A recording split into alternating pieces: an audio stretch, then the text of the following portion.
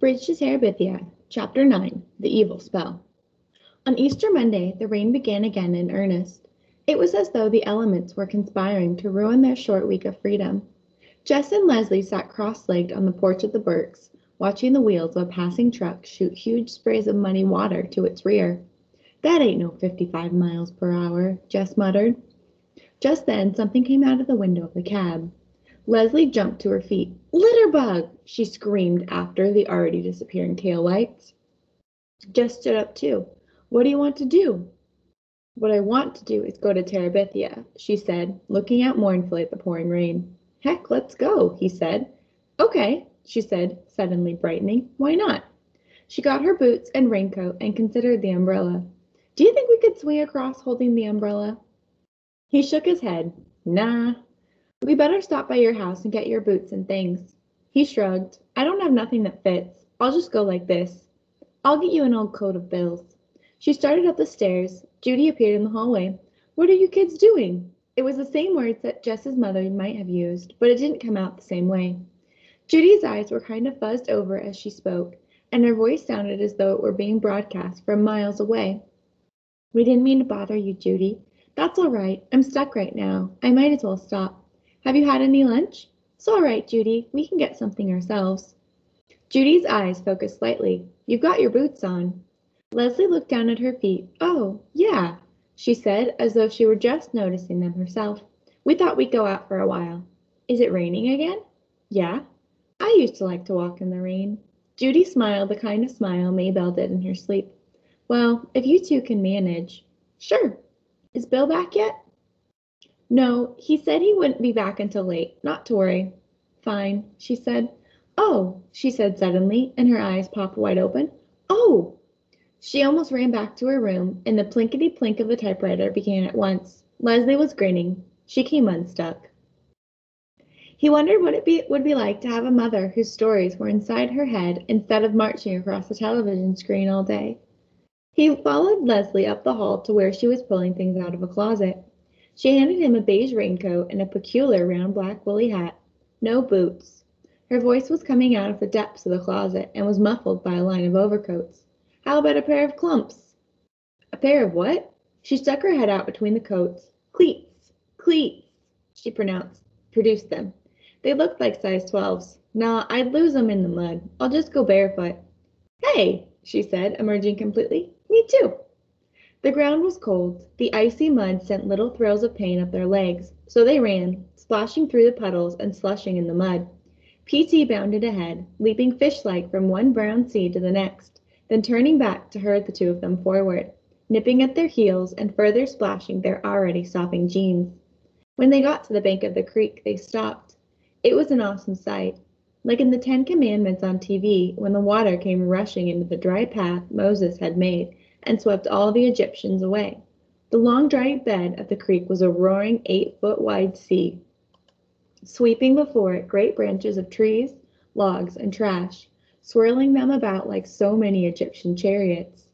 The hungry waters licking and sometimes leaping the banks, daring them to try to confine it. "Wow." Leslie's voice was respectful. "Yeah." Jess looked up at the rope. It was still twisted around the branch of the crabapple tree.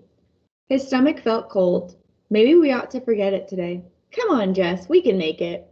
The hood of Leslie's raincoat had fallen back, and her hair lay plastered to her forehead. She wiped her cheeks and eyes with her hand and then untwisted the rope.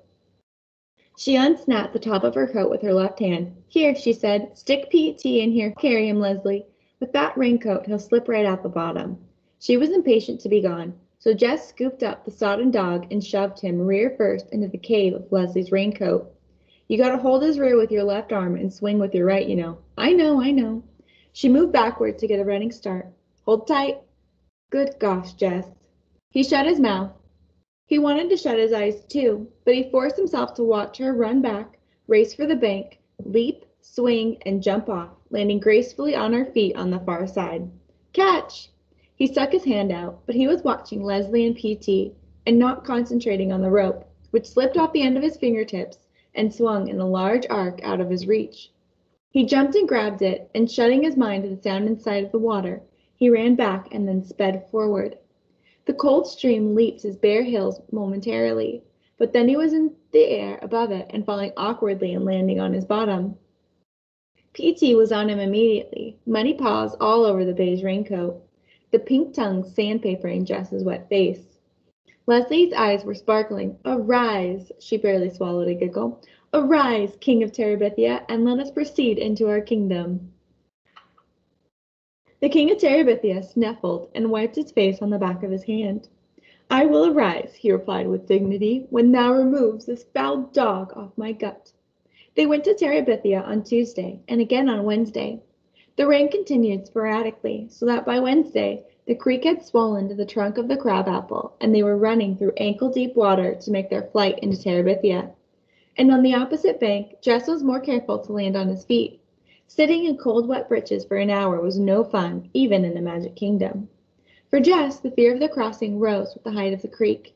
Leslie never seemed to hesitate, so Jess could not hang back. But even though he could force his body to follow after, his mind hung back, wanting to cling to the crabapple tree the way Joyce Ann might cling to Mama's skirt. While they were sitting in the castle on Wednesday, it began suddenly to rain so hard that water came through the top of the shack in icy streams. Jess tried to huddle away from the worst of them, but there was no escaping the miserable invaders. Dost know what is on my mind, O King?" Leslie dumped the contents of one coffee can on the ground and put the can under the worst leak. "What?" "Methinks some evil being has put a curse on our beloved kingdom." Damn Weather Bureau. In the dim light, he could see Leslie's face freeze into its most queenly pose, the kind of expression she usually reserved for vanquished enemies. She didn't want to kid. He instantly repented his unkindly manner. Leslie chose to ignore it. "Let us go even up into the sacred grove and inquire of the spirits what this evil might be and how we must combat it. For of a truth I perceive that this is no ordinary rain that is falling upon our kingdom." "Right, Queen," Jess mumbled and crawled out of the low entrance of the castle stronghold. Under the pines, even the rain lost its driving power. Without the filtered light of the sun, it was almost dark, and the sound of the rain hitting the pine branches high above their heads filled the grove with a weird, tuneless music. Dread lay on Jess's stomach like a hunk of gold, undigested doughnut. Leslie lifted her arms and face up toward the dark green canopy. "O spirits of the grove," she began solemnly, "we are come on behalf of our beloved kingdom, which lies even now under the spell of some evil, unknown force. Give us, we beseech thee, wisdom to discern this evil and power to overcome it." She nudged Jess with her elbow.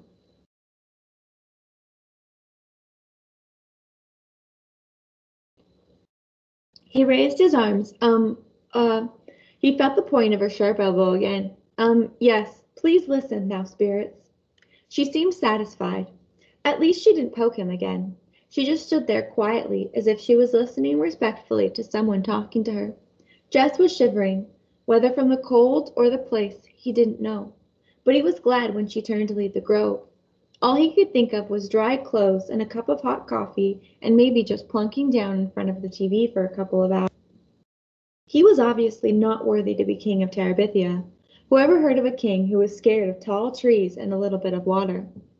He swung across the creek, almost too disgusted with himself to be afraid. Halfway across, he looked down and stuck his tongue out at the roaring below. "Who's afraid of the big bad wolf? Tra-la-la-la-la-la," he said to himself, then quickly looked up again toward the crabapple tree. Plodding up the hill through the mud and beaten down grasses, he slammed his bare feet down hard. Left, left, he addressed himself inside his head.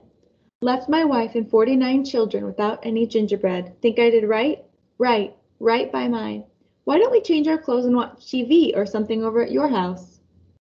He felt like hugging her. "I'll make us some coffee," he said joyfully. "Yuck," she said, smiling, and began to run for the old Perkins place, that beautiful, graceful run of hers that neither mud nor water could defeat. It had seemed to Jess when he went to bed Wednesday night that he could relax, that everything was going to be all right, but he awoke in the middle of the night with the horrible realization that it was still raining.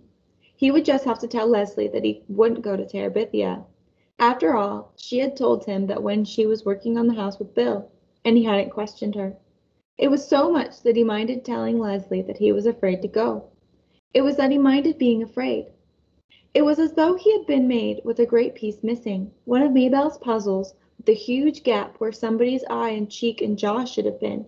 Lord, it would be better to be born without an arm than to go through life with no guts. He hardly slept the rest of the night, listening to the horrid rain and knowing that no matter how high the creek came, Leslie would still want to cross it.